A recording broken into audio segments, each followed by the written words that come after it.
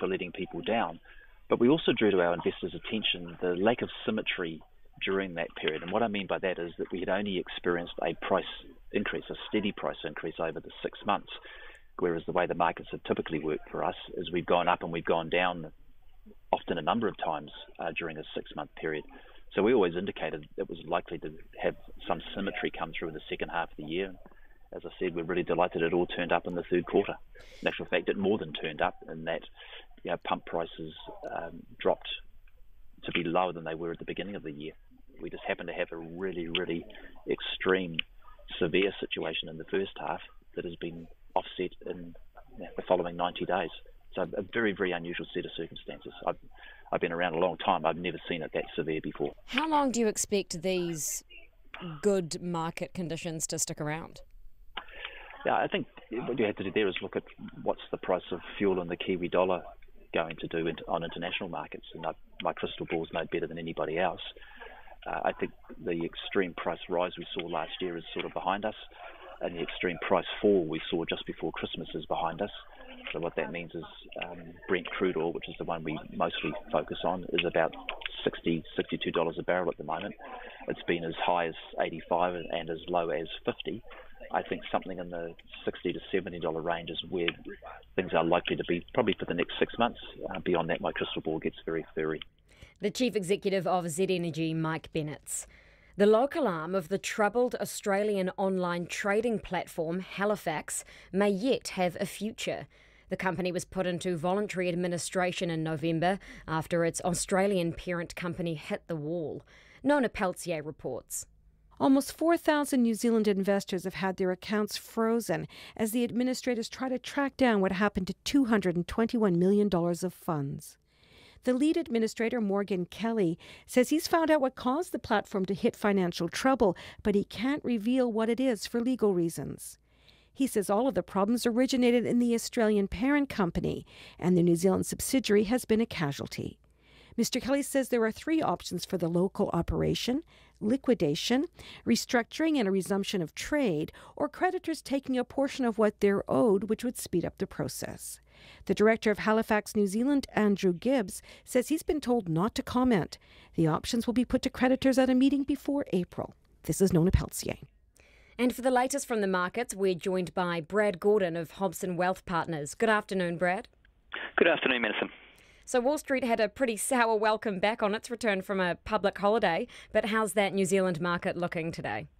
Well, local markets have opened fairly resiliently, really. The NZX 50 Gross Index down just 20 points or 0.2% at 9,094. Amongst some major movers, Auckland International Airport down 1 cent at $7.42. A2 Milk down 2 cents at $12.48. Contact Energy down 1 cent at $6.10. Chorus down 4.5 cents at $4.81. Fletcher Building down 2 cents at $5.04. Fisher & Paykel Healthcare down 9 cents at $13.84.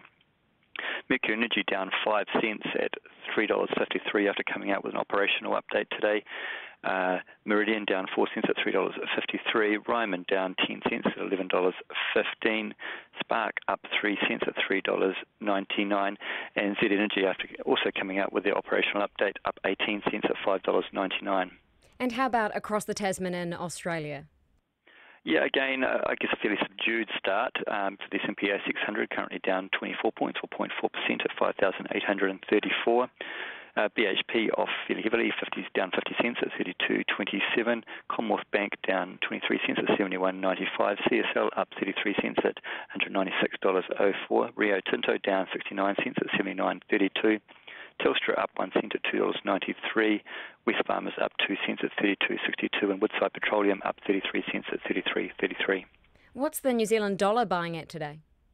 The New Zealand dollar is buying 94.71 Australian cents, 67.46 US cents against the Japanese yen at 73.79, and against the Great Britain pound sterling at 0.5206, against the euro at 0.5937. The New Zealand trade weighted index at 73.2.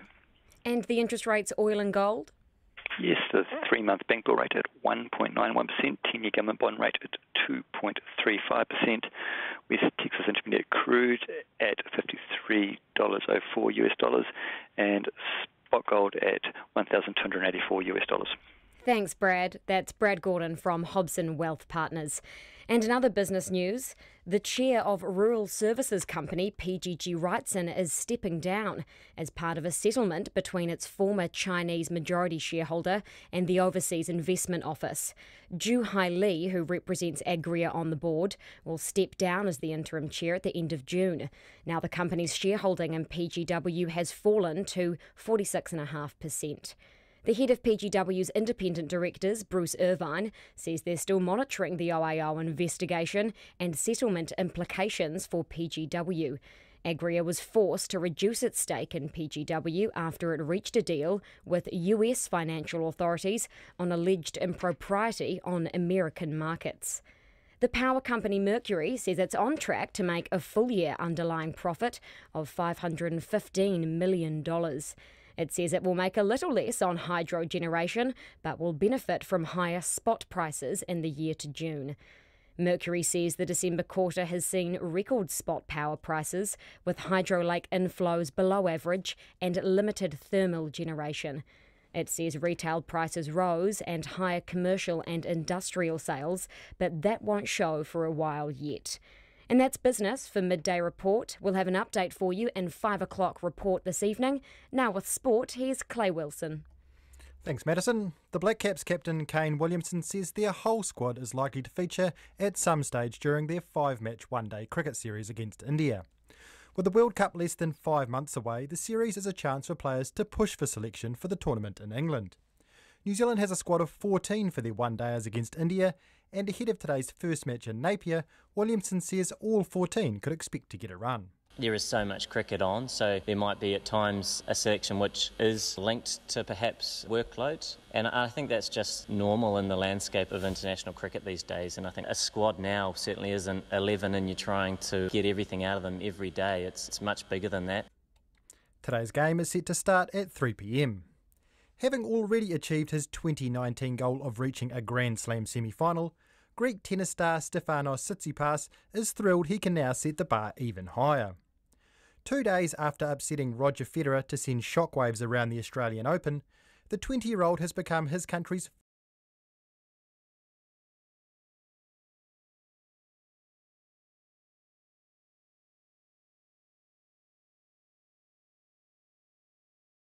has now emerged as a genuine contender.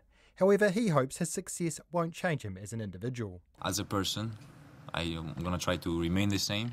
It's nice to be having those nice results, but most importantly, it's important to stay who you are, not think too much of yourself. Stefanos Tsitsipas. In quarter-final action today, top seed Novak Djokovic plays Kei Nishikori and Milos Raonic plays Luka Pui. While in the women's draw, Naomi Osaka plays Elina Svitolina and Serena Williams plays Karolina Pliskova. The Wellington Phoenix coach Mark Rudan is unlikely to tinker with his playing 11 for the team's second A-League football match in 4 days. The Phoenix host Sydney FC in Wellington tonight, having played the victory in Melbourne on Sunday evening. Rudan says because of the hard work they put in pre-season, all of his players are in great shape and don't need a rest. Boys are fit, they're fine, and one of the big things that we needed to address was the amount of travelling that we do. So it was important that we were the fittest team in the competition, or try to be the fittest team in the competition, because of that rest and recovery, making sure we get them back up a couple of days later. Mark Rudan. The Phoenix are unbeaten in their last 9 games, including a 3-1 win at Sydney FC. The veteran midfielder Niall Williams returns from injury, while Manawatu's Rihanna Ferris is set to make her debut for the New Zealand Women's Sevens team in this weekend's invitational event in Hamilton. Coach Alan Bunting has finalised his 12 for the 4-team tournament that involves New Zealand, France, China and England, and runs in conjunction with the Men's World Series tournament. It will be the first time the New Zealand women will play an event on home soil. Kelly Brazier joins Portia Woodman on the sidelines with a calf injury. And the New Zealand squash player Joelle King is through to the semi-finals of the Tournament of Champions event in New York. 4th seed King has beaten French woman Camille Serme 3-1 and will meet top seed Raneem El Walili of Egypt in the last 4. Ko ngā pūrongo, haki kina. It's almost 12:30. You're listening to Midday Report on RNZ National. In rural news shortly, the government is urged to use the Davos talks to rescue the threatened WTO. Later on World Watch, more details emerge about a deadly Taliban attack in Afghanistan, and the US Justice Department seeks the extradition of a Huawei executive from Canada. But first, RNZ News. The National Party is calling for the Housing Minister to lose his job. Phil Twyford has admitted the Kiwi Build target of building 1,000 houses by July may not be reached this year. National's housing spokesperson Judith Collins says Mr Twyford should be replaced by someone better able to manage the portfolio. Whanganui's mayor says the city is shaken by a stabbing attack that left one person dead and put 5 others in hospital. A man's due to appear in the Whanganui District Court this afternoon. The mayor, Hamish McDowell, said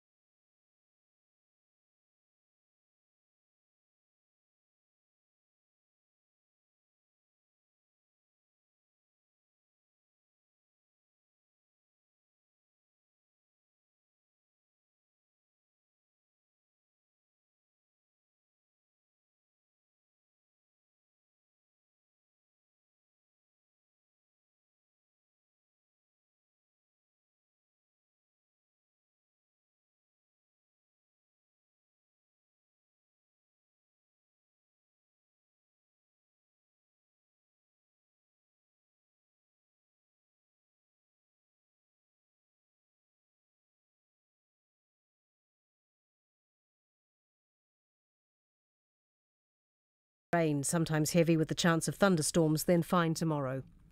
Fiordland, Otago and Southland rain spreading north, easing to isolated showers, mainly at the coast this evening. Chatham Islands fine spells, apart from some rain early tomorrow. Now to the outlook for the following 3 days. Friday...